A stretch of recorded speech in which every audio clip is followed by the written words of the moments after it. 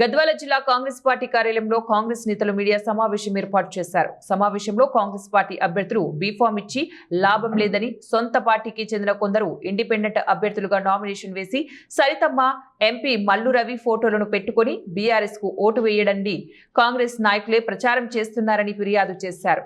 ఈ విషయంపై చర్చలో నాగర్ కర్నూలు పార్లమెంట్ సభ్యులు మాట్లాడుతూ ఉండగా తనకేమీ పట్టనట్లుగా గద్వాల కాంగ్రెస్ పార్టీ ఎన్నికల ఇన్ఛార్జ్ మాజీ ఎమ్మెల్సీ రాములు నాయక్ నిద్రపోతున్నట్లు వ్యవహరించడం పట్ల తీవ్ర నిరసన వ్యక్తం చేశారు.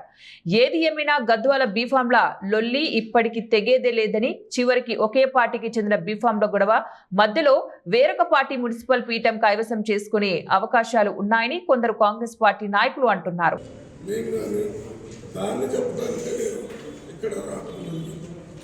క్రమశిక్షణ ఎవరు తప్పుతున్నారు, ఎవరు తప్పలేదు అనే విషయాలన్నీ రాష్ట్రంలో పిసిసి అధ్యక్షుల దగ్గరికి పోతే అక్కడి నుంచి క్రమశిక్షణ సంఘం అధ్యక్షుళ్ళ నా దగ్గర కూడా వస్తాయి.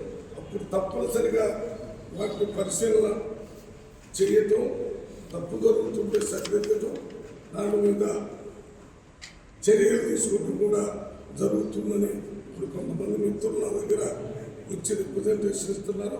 వాటన్నిటిని తీసుకుపోయి పిసిసి అధ్యక్షులతో మాట్లాడి ఏ రకమైన చర్యలు తీసుకోవాల్సిందో అవన్నీ చేయడానికి ప్రయత్నం చేస్తాను. వాటికంటే ముందు మీడియా ద్వారా స్పష్టం చేస్తాను. కాంగ్రెస్ పార్టీ బీఫారం ఎవరు సబ్మిట్ చేశారు, సబ్మిట్ చేసిన తర్వాత ఫైనల్ అయిన వారందరూ కూడా కాంగ్రెస్ పార్టీ తరఫున మీరు చేయాల్సిన బాధ్యత కాంగ్రెస్ పార్టీ నాయకుడిగా మా మీద ఉంది.